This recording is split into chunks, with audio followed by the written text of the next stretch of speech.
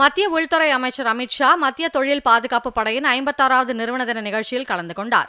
ராணிப்பேட்டை மாவட்டம் அரக்கோணத்தை அடுத்த தக்கோலம் பகுதியில் அமைந்துள்ள மத்திய தொழில் பாதுகாப்பு படையின் ராஜாதித்ய சோழன் மண்டல பயிற்சி மையத்தில் இந்த நிகழ்ச்சி நடைபெற்றது. பயிற்சி மையத்தில் வீரர்களின் அணிவகுப்பை முதலில் உள்துறை அமைச்சர் அமித் ஷா திறந்த வாகனத்தில் சென்று பார்வையிட்டார். பின்னர் நடைபெற்ற வண்ணமிகு அணிவகுப்பு மரியாதை அவர் ஏற்றுக்கொண்டார்.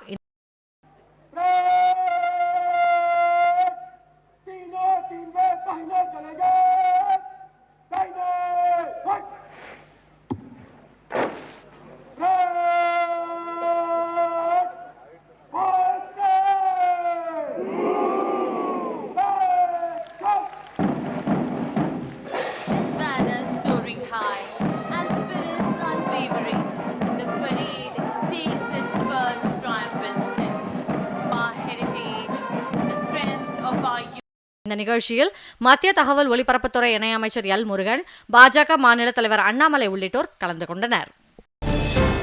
சென்னை ராணுவ அதிகாரிகள் பயிற்சி அகாடமியில் அதிகாரிகளின் பயிற்சி நிறைவை ஒட்டி பல்வேறு நிகழ்ச்சிகளுக்கு ஏற்பாடு செய்யப்பட்டுள்ளது.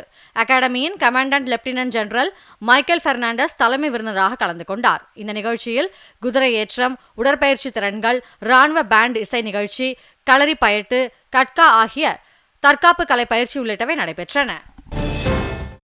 கடந்த 4 ஆண்டுகளில் மகளிர் சுயஉதவி குழுக்களுக்கு வங்கிகள் மூலம் 1,05,000 கோடி ரூபாய் கடன் பெற்றுக் கொடுத்துள்ளதாக துணை முதலமைச்சர் உதயநிதி ஸ்டாலின் தெரிவித்துள்ளார்.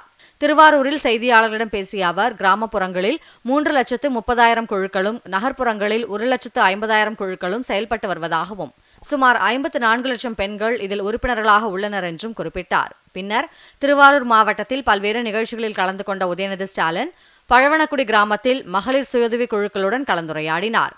மடப்புறம் புதிய பாலப்பணியை ஆய்வு செய்த உதயநிதி ஸ்டாலின் திருவாரூர், கொரடாச்சேரி, நன்னிலம் ஆகிய பகுதிகளில் நடைபெற்ற நலத்திட்ட உதவிகள் வழங்கும் விழாவிலும் பங்கேற்றார். மகளிர் தினத்தை முன்னிட்டு 2 நாட்களுக்கு தமிழ்நாடு முழுவதும் காப்டெக்ஸ் துணிகளுக்கு 30% தள்ளுபடி வழங்கப்படும் என்று மாநில கைத்தறி மற்றும் துணிநூல்துறை அமைச்சர் ஆர். காந்தி தெரிவித்துள்ளார். திருப்பத்தூரில் 54வது குவாப்டெக்ஸ் கிளையை திறந்து வைத்த பின் செய்தியாளர்களிடம் பேசிய அமைச்சர், வழக்கமாக 20% தள்ளுபடி வழங்கப்படும் என்றும், மகளிர் தினத்திற்காக கூடுதலாக 10% தள்ளுபடி அறிவிக்கப்பட்டு உள்ளதாகவும் கூறினார். இதுவரை நஷ்டத்தில் இயங்கி வந்த குவாப்டெக்ஸ் நிறுவனம் தற்போது 20 கோடி ரூபாய் லாபத்தில் இயங்கி வருவதாக அமைச்சர் காந்தி தெரிவித்தார். அரசு மற்றும் தனியார் பள்ளிகளில் படிக்கும் மாணவர்களுக்கு ஒரே மாதிரியான கல்வியை கொடுக்க வேண்டும் என்பதே தேசிய கல்விக் கொள்கையின் நோக்கம் என்று பாஜக மூத்த தலைவர் ஹெச். ராஜா தெரிவித்துள்ளார்.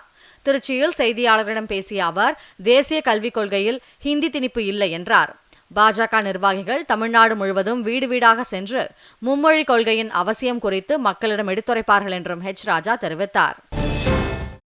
நாமக்கல் மாவட்டம் குமாரபாளையம் பகுதியில் 4700 கிலோ வெடிமருந்துகளை கடத்த முயன்றதாக 7 பேர் கைது செய்யப்பட்டுள்ளனர். ஆவரங்காடு பகுதியில் வாகன சோதனையில் பிடிப்பட்ட ஜெலட்டின் குச்சிகள் மற்றும் வெடிப்பொருட்களை பறிமுதல் செய்த காவல்துறையினர் இவர்கள் 7 பேரை நீதிமன்றத்தில் ஆஜர்படுத்தி பின்னர் சிறையில் அடைத்தனர். வாகனம் மூலம் கேரளாவுக்கு கடத்தி அங்கு அதிக விலைக்கு இவர்கள் வெடிப்பொருட்களை விற்பனை செய்து வந்தது முதற்கட்ட விசாரணையில் தெரியவந்துள்ளது. 8 வயது சிறுவனின் மூச்சுக்குழாயில் சிக்கிய பம்பர ஆணியை நவீன சிகிச்சை மூலம் 30 நிமிடங்களில் அகற்றி நெல்லை அரசு மருத்துவக் கல்லூரி மருத்துவர்கள் சாதனை படைத்துள்ளனர். தென்காசி மாவட்டம் இளஞ்சி பகுதியைச் சேர்ந்த மைதீன் தகாபீவி தம்பதியின் மகனான முகமது ஆரிஃப் வீட்டுக்கு அருகே விளையாடிக் கொண்டிருந்த போது எதிர்பாராத விதமாக 5 சென்டிமீட்டர் நீளமுள்ள ஆணியை முழுங்கிவிட்டார். மூச்சு திணறல் ஏற்பட்டு உயிருக்கு ஆபத்தான நிலையில் நெல்லை அரசு மருத்துவமனைக்கு அழைத்து வரப்பட்ட சிறுவன் தற்போது மறுவாழ்வு பெற்றுள்ளான். தென் தமிழகத்தில் இதுபோன்ற அறுவை சிகிச்சை மேற்கொண்டிருப்பது இதுவே முதல் முறை என்று மருத்துவக் கல்லூரி டீன் ரேவதி பாலன் பெருமிதம் தெரிவித்துள்ளார்.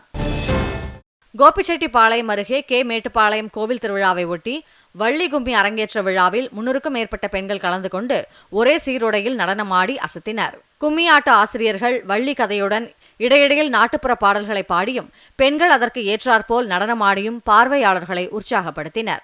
கண்களுக்கு விருந்து படைத்த அழகிய நடனத்தை ஏராளமானோர் கூடி ரசித்து பார்த்தனர்.